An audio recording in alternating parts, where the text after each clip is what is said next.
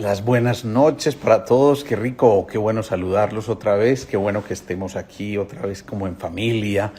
Qué bueno que nos estemos contando historias. Qué bueno que tengamos el espacio para seguirnos viendo, encontrando, compartiendo y replicando toda esta información que vamos obteniendo aquí en estas charlas que vamos haciendo todos los lunes y jueves a las 6:30 de la tarde. Es un placerazo enorme encontrarme con ustedes otra vez.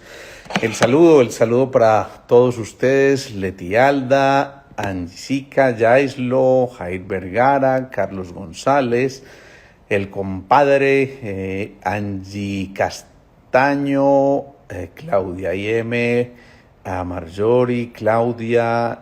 Bueno, saludos a todos ustedes. Rico que estemos aquí, Pedro Zuliani, qué bueno, qué maravilla verte por aquí, Araceli Botero, Marta Elena Pérez, épale, qué rico, esto es una delicia volverlos a ver por acá.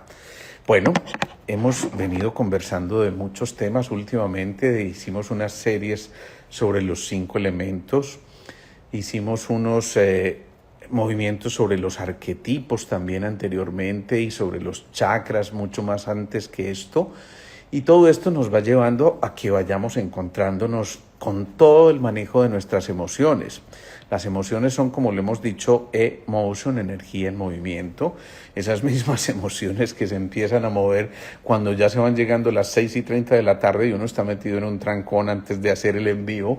Eso hace que muchas cosas se empiecen a activar internamente y que se generen movimientos sabrosos, interesantes, que tenemos que aprender a descifrar y a comprender, pero que sin duda son el motor para que continuemos en ese proceso de seguirnos encontrando. Bueno, hablar entonces de los miedos a la confianza, como es el tema que elegimos hoy, implica entonces retomar esa emoción que vimos en el elemento agua. Decíamos que el riñón maneja los miedos y que su órgano de expresión externo es el oído, también maneja los huesos. Entonces, es importante empezar a entender esas emociones básicas, esas 5 emociones básicas que nos van moviendo también desde el interior y que van haciendo que se generen movimientos energéticos que pueden inscribirse en la fisiología, en nuestros órganos, en nuestros sistemas y generar, por supuesto, algunos tipos de desórdenes que pudieran llevar a alteraciones más severas y que nos pueden producir patologías o enfermedades determinadas. En realidad, describir el miedo es a veces un poquito complejo, es un poquito mencionar la angustia por una especie de peligro, entre otras cosas, real o imaginario, pero que además está en relación con muchas posibilidades, con el pasado o con el presente o con cosas hacia el futuro. Entonces, evidentemente, de eso depende en gran forma cómo vayamos a enfrentar esos temores, porque cuando son temores con el pasado, generalmente tienen que ver con nuestro cerebro reptil, con nuestro cerebro más arcaico, con ese cerebro instintivo. Cuando tienen que ver con nuestro presente, esos miedos tienen que ver más con el cerebro magnético, con todo nuestro cerebro mamífero, digámoslo así, con el cerebro de las verdaderas emociones, con el cerebro que tiene que ver con el manejo de todas estas relaciones también interpersonales. Y cuando es a futuro, tiene que ver más con nuestros lóbulos frontales, con la energía eléctrica, con la dosha vata desde la visión energética de la medicina hindú. Y todo esto entonces nos hace pensar que no todos los miedos son iguales y no todos los miedos se abordan de la misma manera. Esto implica también entender que en el miedo generalmente hay una especie de aversión interior al riesgo, a las amenazas que, insisto, pueden ser reales o no. Voy a colocarles un ejemplo que me parece interesante. Este es el de una paciente que en alguna época de su vida decidió irse a armar rancho aparte, a vivir sola, porque ya pensaba que era el momento de independizarse, de estar tranquila en su sitio, de empezar a decorarlo como le gustaría que estuviera, a tener su propio espacio, ese momento que a todos nos va llegando sin duda y que casi que es un despertar más de la conciencia que ya está buscando el propio nicho. Pues bien, esta mujer decide irse hacia las afueras, a una casa de campo, está muy contenta, esos primeros días vive feliz, casi que el primer año absolutamente feliz, dichosa, porque estaba compartiendo con lo que más le gustaba, pero infortunadamente algún día unos de esos amigos de lo ajeno les da por meterse a su casa y básicamente lo que hicieron fue, parece que estaban drogados o algo así, y la maltrataron muchísimo. Finalmente el robo fue relativamente minúsculo, pero el maltrato sí fue muy grande y la llenaron de moretones y de cosas de estas, y obviamente esa impresión quedó guardada en su interior y esa impresión hizo que de alguna forma se generaran engramas, que son escenas como esa película que se vivió en un momento determinado de una manera intensa, inesperada, abruptamente y con una intensidad pues suficiente como para marcar sitios en el cerebro que lo que hacen es volver a registrar allí en ese cerebro una zona específica que fue desde donde se vivió todo esta sensación de amenaza, en este caso absolutamente real, absolutamente evidenciable. El suceso aparentemente pasa, pero 20 días después ella empieza a hacer lo que se conoce como un síndrome de pánico. Ese síndrome de pánico ya es el miedo llevado al extremo, es un miedo incontrolable y con una característica muy especial. Ahorita vamos a mencionar síntomas de ese tipo de miedos, pero la característica tal vez más especial es que se produce lo que se llama la crisis anticipatoria. Es decir, el paciente empieza a crear la película de lo que podría ocurrir en un momento determinado y lo ve tan real como si fuera el mejor Spielberg, el mejor de los creativos de cine que está generando toda esa película y se la imagina tan real que su cuerpo no alcanza a diferenciar entre eso que se imagina su subconsciente y lo que es verdaderamente real. Esto genera entonces un estado permanente de miedo, de temor, de angustia, de ansiedad muy grande que la lleva a tener taquicardias, que la lleva a perder el sueño reparador, que la lleva a tener movimientos respiratorios cortos y generalmente como en el cuello de tortura, digo yo, vamos escondiendo un poco ese cuello porque estamos tan suficientemente tensionados que es como si estuviéramos tratando, como la tortuga, de meternos en un caparazón que nos proteja y entonces eso va haciendo que se sigan alimentando aún más los miedos, los temores, y van generando otro tipo de síntomas, síndromes de fatiga crónica, a veces cuadros de mareos y vértigos continuamente. Recuerden que el riñón tiene como órgano de expresión el oído y que los miedos son la emoción del riñón y por eso mucha parte de esa expresión de los miedos está a nivel de vértigos porque es realmente como cuando a uno le mueven el piso que empieza a tambalear y esto pues obviamente fue su movida de piso violenta porque ultrajaron su sitio que ella había ya considerado como sagrado y genera este tipo de movimientos. Esto fue tratado oportunamente en aquella época y digamos que venía bastante bien controlada hasta un momento en que, bueno, ella decidió irse de ese sitio, estuvo muchos años por fuera y un tiempo después, ella decide regresarse a ese sitio y obviamente empiezan a reproducirse esas escenas porque el subconsciente asocia el engrama, asocia la película y cuando se encuentra nuevamente en ese sitio, que decide volver a él porque era su propia casa y la había tenido alquilada durante mucho tiempo, en ese momento la película vuelve y empieza a rodar. Esto hace que posiblemente ya los miedos no se manifiesten como una taquicardia o como una sudoración o como un trastorno del sueño, pero sí seguramente como algo que le lleva a empezar a consumir un poco de licor que aquieta esas emociones, que aquieta esos temores y evidentemente se empieza a refugiar en algo que no es lo más conveniente para enfrentar esos temores como lo vamos a ver posteriormente. Así que esa aversión al riesgo o a la amenaza está frente a algo real o frente a algo que pudo haber ocurrido y que ahora por alguna escena parecida se reactiva y pareciera como generar el movimiento interior de todo lo vivido en aquella época, a lo mejor transcrito en otros signos o síntomas, pero que de alguna manera está mostrando también que posiblemente ese proceso no fue completamente elaborado. Recordemos por aparte que, acuérdense que el pulmón y el corazón normalmente se aceleran cuando hay miedo, cuando hay pánico. Y obviamente la razón es que si se seca el agua, se eleva el fuego, que es el corazón, pero entonces el pulmón trata de compensar ese exceso de fuego, tratando de activar desde allí, desde el pulmón, la energía del agua. Recordemos que el pulmón es el que nutre al riñón, al agua, y por eso entonces empieza la taquicardia, pero también empezamos a tratar de respirar más rápidamente y tal vez más profundamente, pretendiendo que a través de ese movimiento del pulmón el riñón vuelva a activar sus funciones y vuelva nuevamente el agua a acrecentarse para modular el fuego, porque entre otras cosas ese fuego también hace, ese falso fuego por déficit de agua, hace que esa cabeza se empiece a confundir y empiece a no pensarse muy de manera racional, sino más bien de tipo instintivo. Es decir, ahí se conectan esos miedos ancestrales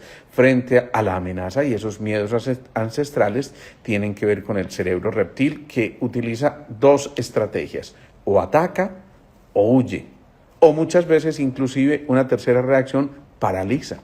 Y si esto ocurre de esta manera, entonces sabemos que allí se está activando lo que se llama el cerebro de supervivencia, es decir, es un mecanismo de defensa en medio de todo, porque le está advirtiendo que posiblemente una cosa que ese subconsciente interpreta como una amenaza pueda darse, y entonces él empieza a activar todos sus mecanismos. Es por eso que incluso los músculos se tensan demasiado, porque inmediatamente el sistema cardiocirculatorio, miren qué tan interesante es esto, el corazón selecciona los estímulos y dice, ojo, de pronto hay que correr, y entonces empieza a bombear más sangre, pero a los músculos. Probablemente en ese momento descuida por completo el sistema digestivo, por ejemplo, porque para lo que se está preparando es para correr, y en ese movimiento del tratar de huir en ese instante tiene que bombear mucha sangre a esos grupos musculares para que respondan de manera adecuada. Y es posible incluso que, como les digo, se descuida el sistema gastrointestinal, y a veces hasta ocurre una catástrofe precisamente por el exceso de miedo o de temor, y entonces ocurre lo que ocurre desde ese punto de vista. Así que pensar en los miedos debería casi que automáticamente traernos a la mente dos palabritas: afrontar y aceptar. ¿Por qué aceptar? No significa que estemos conformes con eso, no. Significa simplemente que no estamos riñendo con eso, porque lo que se resiste, persiste. Entonces, aceptar los miedos es: sí, tengo miedo, ¿y qué? Vamos a ver qué es lo que tengo que sentir, y qué es lo que esa taquicardia me está queriendo decir, y qué es lo que la sudoración me está mencionando, y por qué se me está alterando el sueño. Entonces es simplemente aceptar todo ese proceso para poder ahí sí afrontar. Si salimos de huida, empiezan a ocurrir cosas muy importantes, y por eso cada uno de nosotros tiene que pensar en cómo modular esa respuesta ante una emoción como la que estamos viendo. ¿Qué más empieza a ocurrir? Si nosotros luchamos en lugar de afrontar, entonces dejamos de pulir nuestro propio carácter. Recuerden que el carácter está compuesto por las famosas 3C: el control, el compromiso y la creatividad. El control es la correcta observación, es la visión adecuada de las cosas, es lo que hay detrás de las apariencias, es entender que todo esto tiene un mensaje que hay que descifrar, que hay que mirar, que hay que poner atención para poder, a través de ese ojo del espíritu, elevar los ojos al alma y comprender mucho más profundamente lo que nos está ocurriendo en ese momento. Lo otro es el compromiso, que es la actitud de escucha, escuchar esas señales de la vida, escuchar esos movimientos que empiezan a ocurrir al interior y al exterior en el entorno para poder captar y entonces empezar a definir y entender que no se trata simplemente de luchar, sino de interpretar de manera adecuada y de aprender la lección, porque esa lección aprendida probablemente en otro momento de mayor exigencia va a decir algo así como, esto ya lo conozco, ya sé cómo reaccionar frente a eso y ya sé cuál debe ser mi actitud. Por eso a veces hay cosas que son tremendamente sentenciantes. Miren, yo les voy a contar mi propia historia. Cuando yo empecé mi año rural en apartado, fue muy curioso porque en esa época estaban inaugurando, ya van a empezar a hacer cuentas ustedes ahí, los vuelos Fokker de ACES. Y en ese momento, cuando ya iba a aterrizar el avión, era un Twin Otter, cuando ya iba a aterrizar en la pista, yo vi que había una llanta del tren de aterrizaje así, la otra así. Yo decía, esto sí será normal. Otro que estaba detrás de mí se atreve a tocarle a los pilotos, sale el copiloto, se asoma y hace ¡ah! Sí, inmediatamente las neuronas en espejo nuestros hicieron lo mismo. ¡Ah! Sí, aquí quién sabe qué va a pasar. Lo cierto es que se va, conversa con el piloto y el piloto nos dice por el micrófono esas cosas que uno nunca entiende porque, señores pasajeros, estamos diciendo... Total, en síntesis nos dijo, vamos a intentar una aproximación en este momento y si no podemos hacerlo, pues levantamos el vuelo de nuevo y nos devolvemos para Medellín donde haya mayor asistencia técnica. Esas fueron las palabras. Evidentemente el hombre trata de poner la avionetica en el aeropuerto y cuando toca el piso, inmediatamente esa llanta literalmente voló. Obviamente tuvimos que levantar el vuelo nuevamente con una pericia extraordinaria y el hombre se tuvo que devolver para Medellín, 3 horas dándole vueltas a Medellín, las azafatas contándonos cuál era la posición antiimpacto, los bomberos esperándonos allá. Eso fue una cosa absolutamente terrible. Yo me sentía superhéroe porque estaban los bomberos. Fue tremendamente asustador, muy asustador. Lo cierto es que finalmente, para redondearles la historia, el hombre posa ese avión con una suavidad increíble y cual película gringa todo el mundo empieza a aplaudir. Eso fue una maravilla, pero había que devolverse. Yo les confieso que yo no fui capaz de hacer eso y entonces decidí que yo más bien volaba al día siguiente. El que estaba al lado mío se tomó, y esto es real, media botella de guaro así como si fuera una gaseosa, y digo, ahora sí llévenme por donde quieran, ya no tengo ningún problema. Bueno, yo les cuento esa historia porque a raíz de eso, mientras más se demore uno en afrontar esos temores, más se van arraigando los miedos. Yo al día siguiente me subí al vuelo, pero obviamente mi corazón estaba súper acelerado, yo estaba muy tenso. Ese vuelo fue una absoluta eternidad para mí y se fueron quedando vestigios de esa información que yo había grabado en el subconsciente, pero dije, bueno, esto lo tengo que enfrentar porque tenía que estar viniendo y yendo. Entonces, evidentemente yo no me podía venir, y en esa época en carro eran 14 horas para pasar de apartado a Medellín, o sea que imposible pretender hacer esto. Así que decidí seguir enfrentando. Cuando el subconsciente empieza a enfrentar y se da cuenta que el temor ya es injustificado y que ya han cambiado las condiciones y que empieza a crear nuevas escenas, esas escenas van reemplazando las escenas antiguas y llegó un punto en que a mí me tocaba estar viajando por muchos países del mundo dictando conferencias y pues iba a tener que acostumbrarme a los vuelos. La verdad es que finalmente terminaron los vuelos convirtiéndose casi que en unas oficinas para mí y yo estaba completamente tranquilo y ya no tengo, por fortuna, ningún problema como esto, pero hubo que afrontar y enfrentar los temores, aceptar que también tenía derecho a tener temores y que por muy doctor que fuera, tenía toda la posibilidad de sentir este tipo de cosas y expresarlos, y eso fue muy bonito porque fue un descubrir muy especial. La tercera C de ese control del desarrollo del carácter es precisamente la creatividad. Es entonces empezar a crear hilos que nos permitan a nosotros correlacionar cosas parecidas y que empecemos a mezclar esos hilos conductores para generar nuevas realidades. Es allí donde la creatividad se empieza a activar entonces, y por eso esas memorias pueden hacer que en un momento determinado se pueda ver el futuro de manera incierta, porque en esa creatividad uno puede crear positivamente o negativamente y generar muchos obstáculos y dificultades en el camino. Recordemos que en el cerebro hay dos estructuras singulares que nos ayudan a manejar los miedos, que son la amígdala cerebral, no estas amígdalas, sino la amígdala cerebral y el hipocampo, que es una zona que registra. La amígdala maneja las emociones como tal, le da la lectura a cada emoción y el hipocampo activa la memoria de esa información para que entonces no tengamos que pasar del miedo al pánico o al terror. La intención es que finalmente, si nosotros dominamos el miedo, podemos llegar a la prudencia, que sería lo ideal para empezar a entender que hay cosas que pueden ser protectoras, hay veces que son temores protectores y que nos están diciendo, hey, mucho cuidado, hay que estar alertas. Imagínense esta escena, ustedes van en un callejón sin salida, 12 de la noche, todo está completamente oscuro y obviamente ya todos los órganos de los sentidos se alteran y se amplían porque están pendientes de cada detalle por si en un momento determinado hay que correr o hay que ponerse a salvo o hay algo que esté realmente amenazante. Entonces, no siempre el miedo es malo, a veces el miedo nos está dando la oportunidad de adaptarnos a situaciones diferentes y empezar a generar respuestas adecuadas. Es bueno aquí hacer una diferencia entre la angustia y la ansiedad. La angustia tiene que ver, o viene incluso de la palabra angor, que significa esto, opresión en el pecho, sensación opresiva. Hay mucha gente que dice, es que siento como una opresión, algo me está comprimiendo, yo es como si no pudiera respirar, y esto a veces se hace muy, muy fatigante porque en realidad la respiración se empieza a entrecortar y tenemos dificultades para que vayamos ventilando adecuadamente y oxigenando todo nuestro cuerpo. La ansiedad tiene que ver más con esa sensación de inquietud, de incomodidad.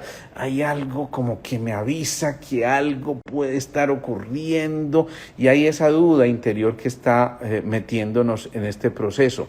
Este chat no es privado, alguien está preguntando, no, para nada, este chat es compartible para todo el que quiere estar aquí y bienvenido porque precisamente se trata de que esto le llegue a mucha gente y que muchos podamos beneficiarnos de estas historias.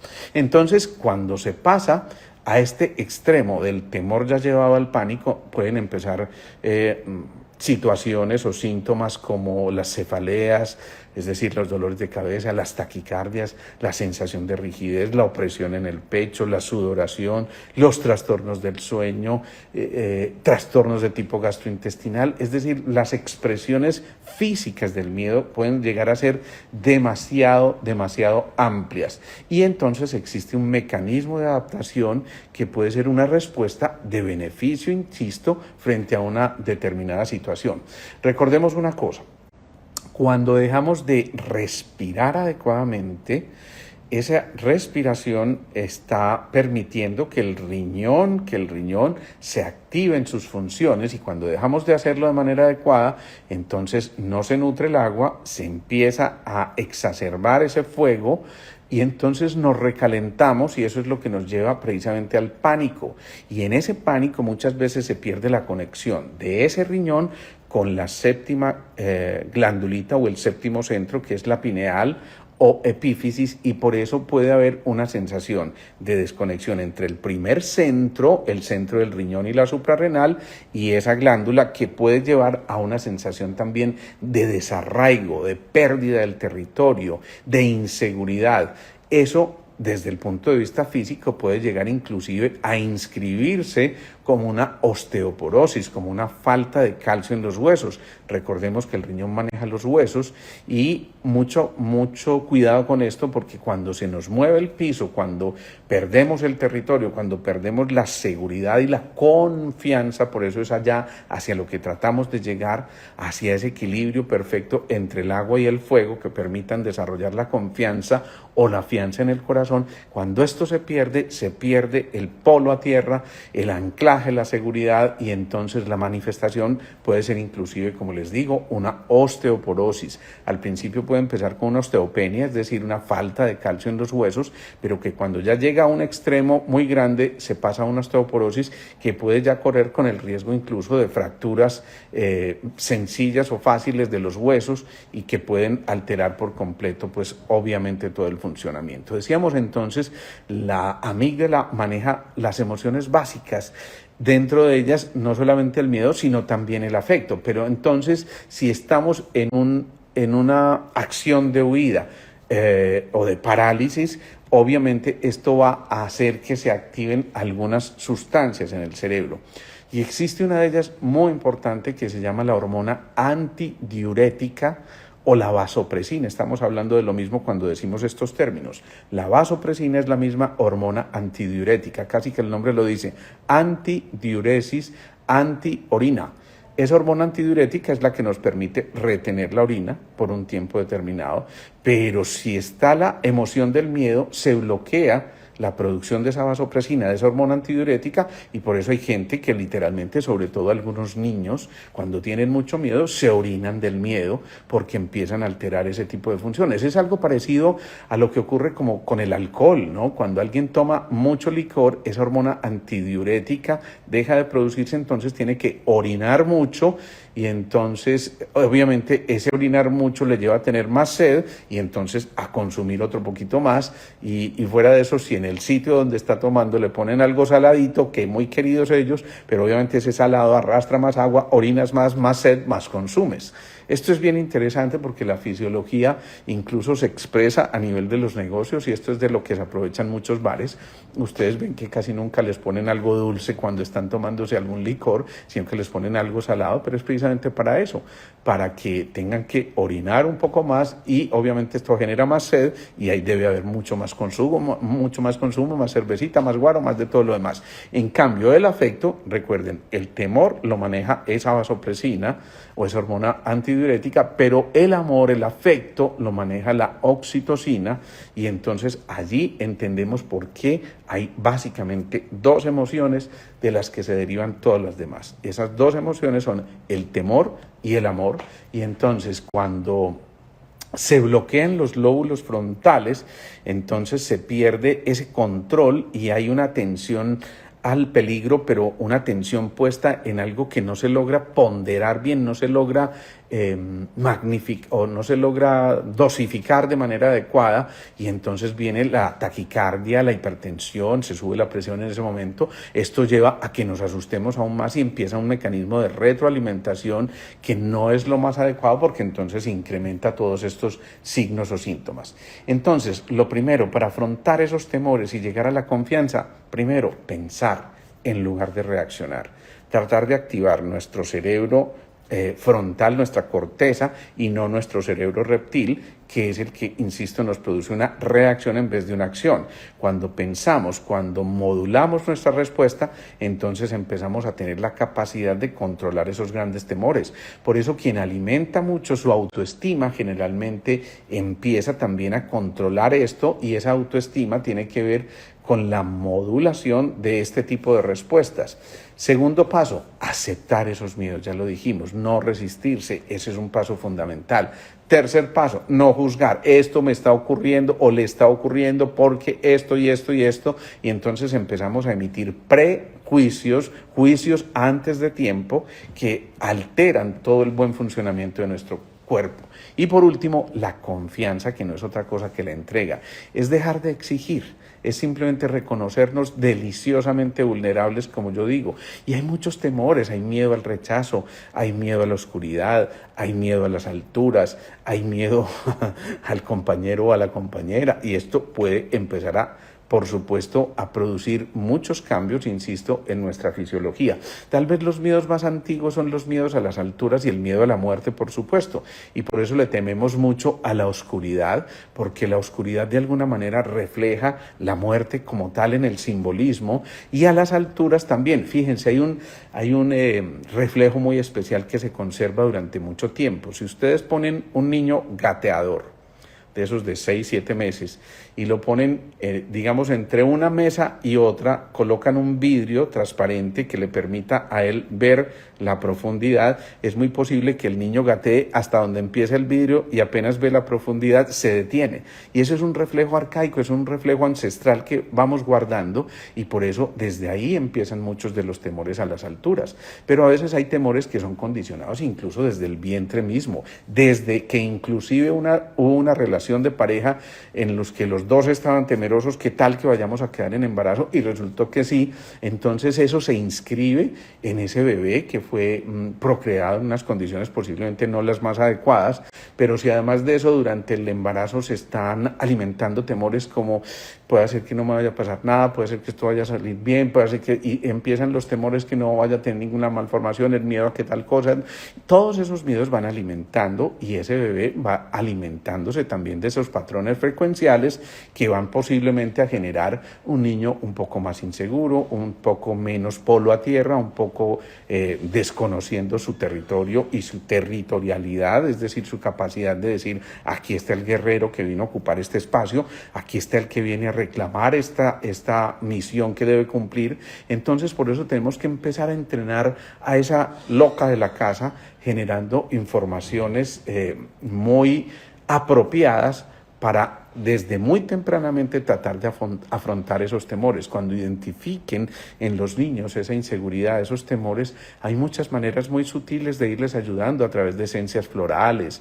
El mímulo, el heliantemo, el álamo temblón son algunas de esas esencias florales que pueden ayudar en un momento determinado, pero también entonces viene allí, y muy importante, la actitud afianzadora de los papás que tratan de devolverle ese territorio que por alguna circunstancia había extraviado. Es darle la seguridad, es verdaderamente brindarle el apoyo, es permitir que él vuelva y se afiance en sí mismo para que reconozca y se reconecte con el amor como esa emoción contraria al temor, y para que empiece de una vez a renunciar a aquello de tener que demostrar tantísimas cosas, aquello de tener que ante la sociedad mostrarse como el fortachón, el que yo no puedo ser débil. No, simplemente reconocer que nosotros podemos empoderarnos y no más bien empoderar a las otras cosas o a los otros por nosotros. Y por supuesto, si nos empoderamos nosotros, si con la ayuda de otros reconocemos ese territorio, empezamos nuevamente a reconocer nuestros talentos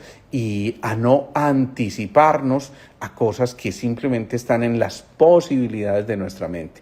Por eso vale la pena entrenar la mente con pensamientos siempre positivos y afirmativos. Por eso es importante no razonar desde los miedos, sino empezar a comprender esos temores, buscar una explicación, no resistirse, aceptarlos y finalmente, recuerden, respirar. Ahí está la clave fundamental para volver a manejar esos temores. Cuando respiramos profunda, lenta, pausada y rítmicamente, lo que estamos haciendo es afianzarnos nuevamente, alimentando ese riñón para que pasemos, insisto, del miedo a la prudencia.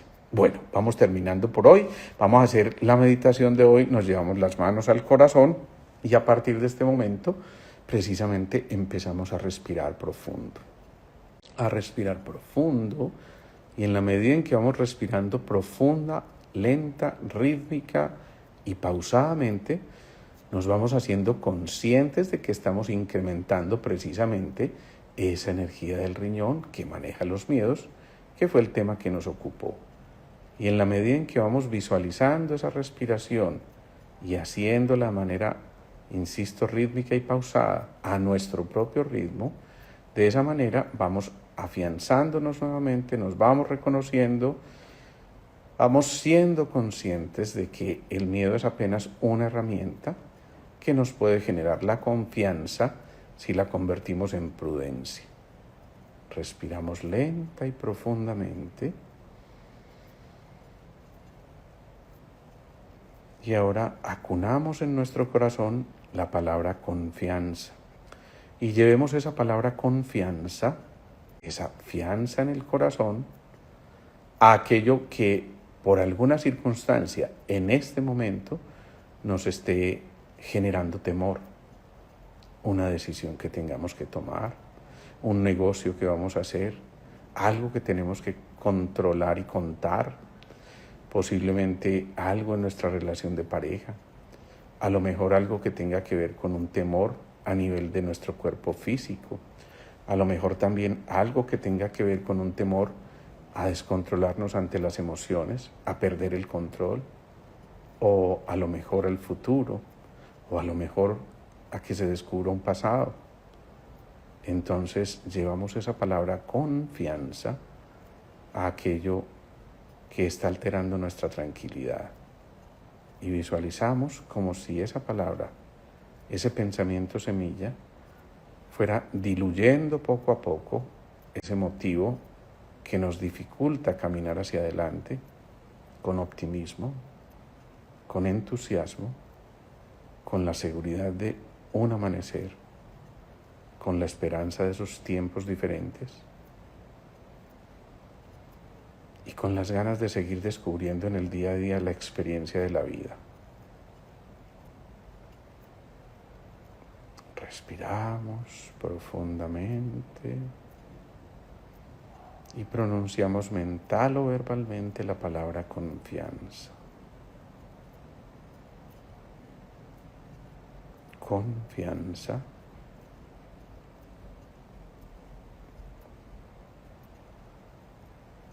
Confianza.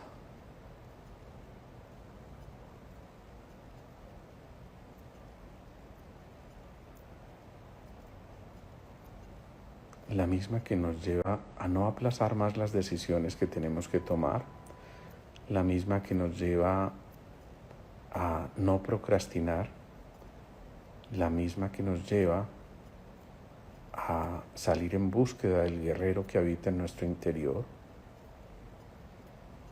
la misma que nos permite también, a su vez, no solamente sentir esa confianza, sino transmitirla para que nuestra aura electromagnética, nuestro campo electromagnético, empiece a ampliar esa posibilidad de conectarse con los otros y al ampliar ese campo electromagnético, empezar a irradiar esa prudencia que tenemos que empezar a inscribir en nuestro cerebro y en nuestro corazón.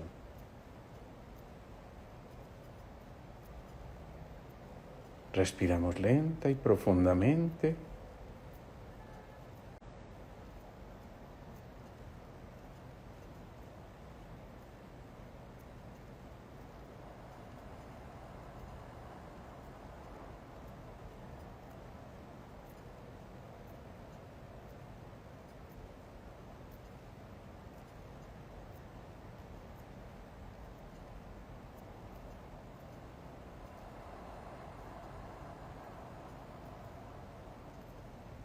Y poco a poco nos vamos conectando con el entorno, con este momento, con este aquí y ahora.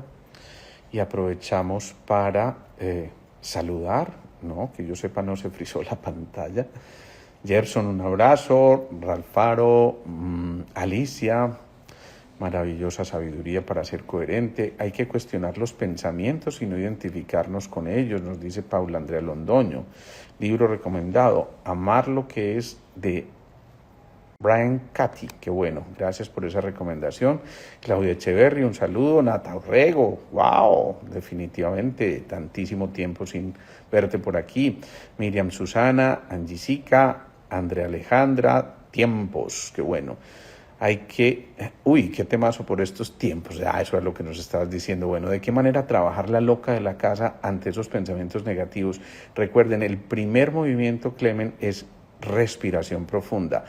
Empezar a producir muchos pensamientos afirmativos y positivos que te permitan afianzarte de nuevo. Ojo, hacer algo de deporte. Si hacemos deporte, esto mismo está facilitando la producción de endorfinas. Las endorfinas no se mezclan con las sustancias del estrés y van a disminuir esa posibilidad de que se alteren estas otras cosas. Un saludo a Ralfaro desde Costa Rica. Qué bueno tenerte por aquí.